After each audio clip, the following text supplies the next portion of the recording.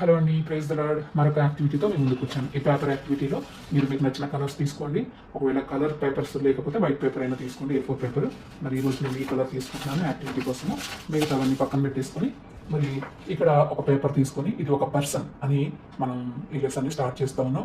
ఒక వ్యక్తి మరి తన జీవిత కాలంలో ఏమనుకున్నాడంటే తను నివసించడానికి ఒక నివాసం కావాలి, ఒక గుడారము కట్టుకోవాలి అని అనుకుని తన గుడారానికి కావాల్సిన మరి అన్నీ కూడా సిద్ధపరచుకుంటున్నాడు.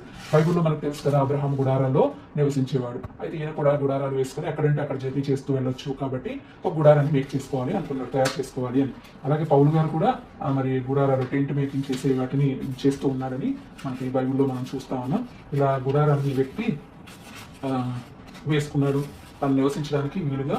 మరి ఎండ నుంచి, వాన నుంచి, చలి నుంచి కాపాడబడటానికి అందరికీ ఒక నివాసం కావాలి. ఇతను కూడా ఒక గుడారాన్ని ఏర్పాటు చేసుకున్నాడు. ఓకే, చక్కగా గుడారంలో నివసిస్తూ ఉన్నాడు.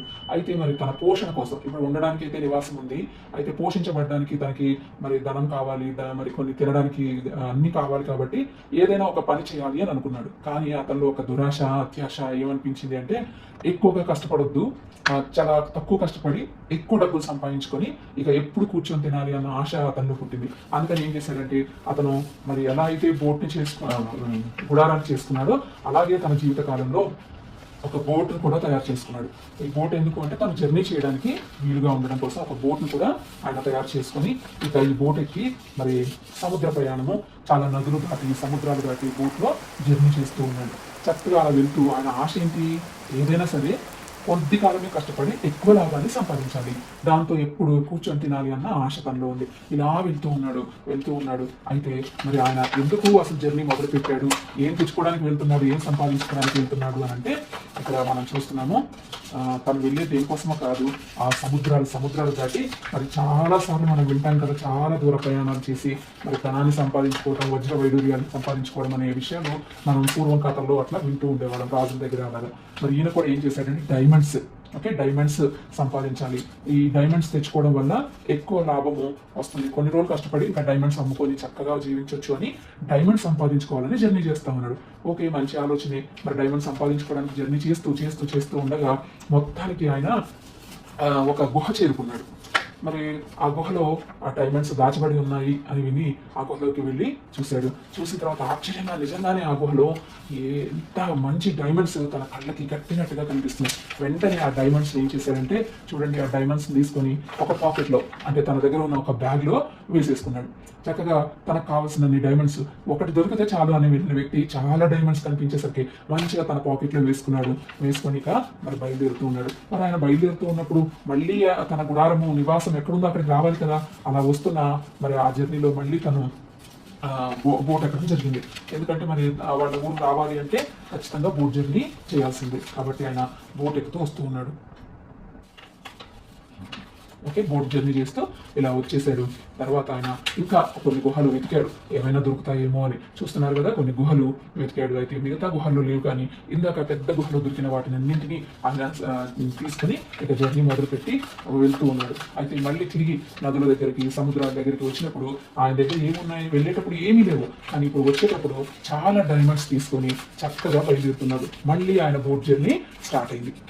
ఇప్పుడు తను ఈ ఒక్కడే కాకుండా తనతో పాటు చాలా డైమండ్స్ని తీసుకొని వస్తా ఉన్నాడు. ఇక ఆయన ఆశ తీరింది, నిజంగా ఈ డైమండ్స్ నేను చాలా కాలం గడిపేయచ్చు అని చెప్పేసి తన ప్రాంతానికి తిరిగి వస్తున్నాడు. చూస్తున్నారు కదా, ఇలా తిరిగి వస్తున్నాడు. అయితే చాలా ఎప్పుడో ఎన్నో రోజులుగా జర్నీ చేసి అలా వెళ్ళిపోయిన ఆ వ్యక్తి అలసిపోయి మరి ఆ బోట్లో నిద్రపోతూ ఉన్నాడు. మీకు గుర్తొస్తుందా, బోట్లో నిద్రపోయిన వాళ్ళు ఎవరు? యోనా నిద్రపోయాడు. బోటులో నిద్రపోయిన యోనా ఏమయ్యాడు? సముద్రంలో పడవేయబడ్డాడు, చేప కడుపులోకి వెళ్ళాడు. అక్కడికి వెళ్తే కానీ ఆయనకి బుద్ధి రాలేదు, అంటే దేవుడు చెప్పిన పని అతను చేయలేదు. ఇంకా బోట్లో ఎవరు నిద్రపోయారు? ఏసై కూడా ఒకసారి బోట్లో నిద్రపోయారు. అప్పుడు ఏమైంది? ఆ బోట్లో గాలి తుఫాను వచ్చినాయి, శిష్యులు భయపడ్డారు.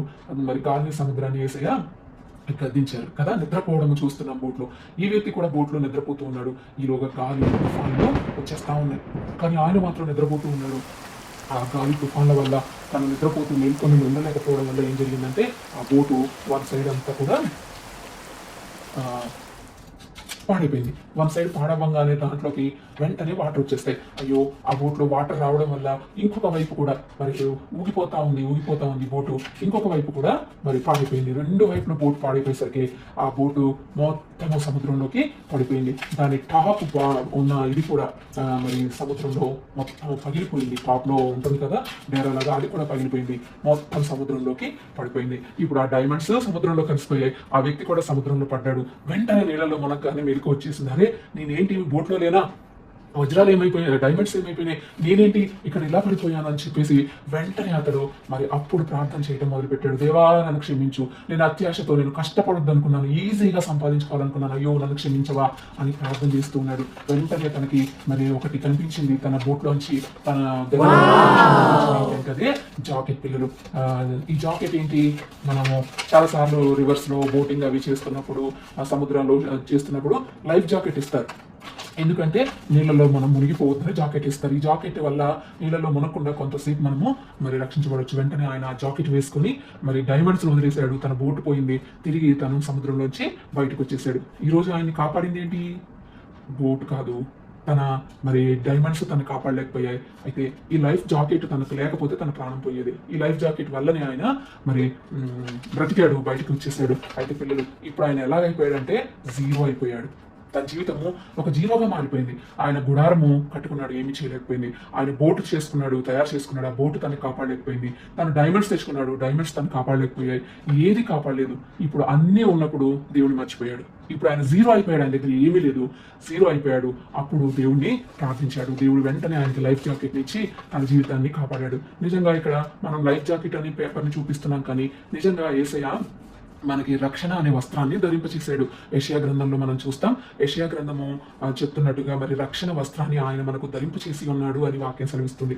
అవును పిల్లలు, మరి ఎవరైనా ఈ వీడియో వింటున్న వాళ్ళు ఈ రక్షణ వస్త్రం మీకుందా, ఉంటే మీ జీవితము సేఫ్గా ఉన్నట్టే. ఒకవేళ రక్షణ వస్త్రం లేదు, నాకు ఈ లైఫ్ జాకెట్ లేదు అంటే నీళ్ళల్లో మునిగిపోకుండా వాడేదేమో లైఫ్ జాకెట్, మనల్ని పాపలోకంలో పడకుండా మరి పరలోకానికి నడిపించేదేమో రక్షణ వస్త్రము. ఆ లైఫ్ జాకెట్ మనకు కావాలి.